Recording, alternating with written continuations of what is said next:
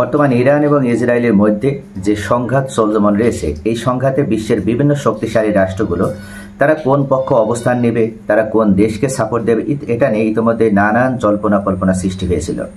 তবে তুরস্কের president Recep Tayyip Erdogan উনি মূলত ইরানের পক্ষে সমর্থন দিবে নাকি ইসরায়েলের পক্ষে সমর্থন দিবে নাকি নিরপেক্ষ ভূমিকা পালন করবে, এই বিষয়টি নিয়ে ইতিমধ্যে ব্যাপকভাবে সমালোচনা তৈরি হয়েছিল। তবে সর্বশেষ তুরস্কের প্রেসিডেন্ট রিসেপ তাইপ এরদোগান তার অবস্থান তিনি পরিষ্কার করলেন। শুধু অবস্থান পরিষ্কারই করলেন না, তিনি স্পষ্ট ব্যাখ্যা দেওয়ার মাধ্যমে জানিয়ে দিলেন তার অবস্থানকে। ইসরায়েলের সন্ত্রাসীমূলক হামলার জবাবে ইরানের পাল্টা হামলাকে সমর্থন জানিয়েছেন তুরস্কের প্রেসিডেন্ট রিসেপ তাইপ এরদোগান। তিনি বলেছেন, ইরানের পদক্ষেপ একেবারে স্বাভাবিক ও বৈধ। তুরস্ক ইরানের আত্মরক্ষার অধিকারকে সমর্থন জানায়। রিসেপ তাইপ এরদোগান মনে করে, ইসরায়েল যেভাবে অন্যায় করে, ইসরায়েল যেভাবে আন্তর্জাতিক আইন লঙ্ঘন করে, ইসরায়েল যেভাবে জাতিসংঘের আইন লঙ্ঘন করার মাধ্যমে ইরানের অভ্যন্তরে হামলা চলিয়েছে, এটার কারণে ইরান অন্যায় করেছে এবং মানবতা বিরোধী অপরাধ করেছে ইসরায়েল। এবং এর জন্য ইরান আবার পাল্টা যেভাবে ইসরায়েলে হামলা করেছে, এই হামলা করার অধিকার সম্পূর্ণভাবে ইরানের রয়েছে। কেননা তুরস্ক ইরানের আত্মরক্ষার অধিকারকে সমর্থন জানায়। ইরান মূলত আত্মরক্ষার তাগিদেই তারা ইসরায়েলে হামলা করেছে। তুরস্কের জাস্টিস অ্যান্ড ডেভেলপমেন্ট পার্টির পার্লামেন্টারি গ্রুপ সভায় ভাষণ দেন প্রেসিডেন্ট এরদোগান। সেখানে তিনি বলেন, ইসরায়েলের ডাকাতি ও রাষ্ট্রীয় সন্ত্রাসের বিরুদ্ধে আত্মরক্ষার জন্য ইরানের পদক্ষেপ একেবারে স্বাভাবিক, বৈধ ও ন্যায্য। নেতানিয়াহুকে হিটলারের চেয়েও খারাপ বলে তিনি উল্লেখ করেছেন।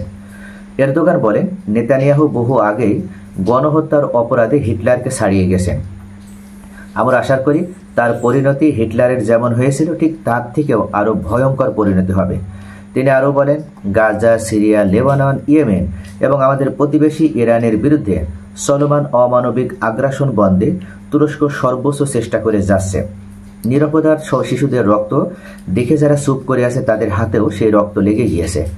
ইসরায়েলের ইরানে হামলা নিয়ে গভীর উদ্বেগ প্রকাশ করে এরদোগান বলেন, আমরা ইরানে ইসরায়েলের সন্ত্রাসী হামলার ঘটনাগুলো নিবিড়ভাবে পর্যবেক্ষণ করছি। এর প্রভাব তুরস্কেও পড়তে পারে, এই আশঙ্কায় আমাদের সব সরকারি সংস্থা সতর্ক অবস্থায় রয়েছে।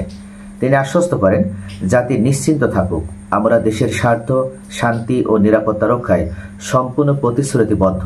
প্রতিটি সম্ভাব্য প্রতিশ্রুতি বা পরিস্থিতি মোকাবেলায় প্রস্তুতি আমরা নিয়ে রেখেছি। বিশ্ব নেতাদের নীরবতা ও জাতিসংঘের নিষ্ক্রিয়তা নিয়ে ক্ষোভ প্রকাশ করেন এরদোগান। তিনি বলেন, সমগ্র মানবজাতির চোখের সামনে এই আগ্রাসন চালানো হচ্ছে, অথচ জাতিসংঘ সহ আন্তর্জাতিক সংগঠনগুলো এবং বেশিরভাগ রাষ্ট্রই চুপ করে বসে আছে। কেউ কেউ আবার এই দস্যুতাকে সমর্থনও করছে। তিনি জোর দিয়ে বলেন, ইসরায়েলের এই আগ্রাসন থামানো বিশ্বের জন্যই জরুরি। ইসরায়েলের আগ্রাসন রোধে আমাদের লড়াই চলবে। মধ্যপ্রাচ্যে শান্তি প্রতিষ্ঠার জন্য আমাদের কূটনৈতিক প্রচেষ্টা আরও জোরদার করা হবে। তো এই মূলতে রিসেপ তাইপ এরদোগান উনি ইরানের পক্ষে কি শক্তিশালী অবস্থান নিবে নাকি জাস্ট একটা বিবৃতি দেওয়ার মাধ্যমে ওনার অবস্থান উনি পরিষ্কার করবে, এটা নিয়ে জল্পনা কল্পনা তৈরি হয়েছিল। এমনকি বিশ্লেষকগণও তারা দুই ধরনের মতামত দিচ্ছিল। এক ধরনের বিশ্লেষক তারা উল্লেখ করছিল যে তুরস্ক কখনো আমেরিকার বিরুদ্ধে বা ইসরায়েলের বিরুদ্ধে তারা দাঁড়াবে না। আবার আরেক শ্রেণী তারা মতামত দিয়েছিল যে তুরস্ক অবশ্যই সর্বাত্মকভাবে এবং সর্বসম্মতভাবে তারা ইরানের পক্ষে শুধু সমর্থনই দেবে না, যদি ইরানের বিরুদ্ধে ইসরায়েলের পাশে দাঁড়িয়ে অন্য কোনো রাষ্ট্র হামলা করার চেষ্টা করে, সেক্ষেত্রে তুরস্ক সর্বপ্রথম ইরানের সাহায্যকারী হিসেবে মাঠে নামবে, ইরানের সাপোর্টিং দেশ হিসেবে, কান্ট্রি হিসেবে মাঠে নামবে।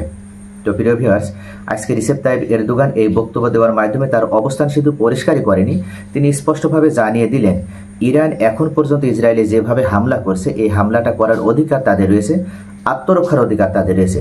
তবে ইসরায়েল মূলত ইরানে সর্বপ্রথম হামলা করার মাধ্যমে ইসরায়েল আন্তর্জাতিক আইন লঙ্ঘন করেছে, মানবাধিকার করেছে, অর্থাৎ এমনকি মানবাধিকার লঙ্ঘন করেছে এবং সর্বশেষ সে জাতিসংঘের যে নীতি, সেই নীতি ও আদর্শকেও ভুলণ্ঠিত করেছে।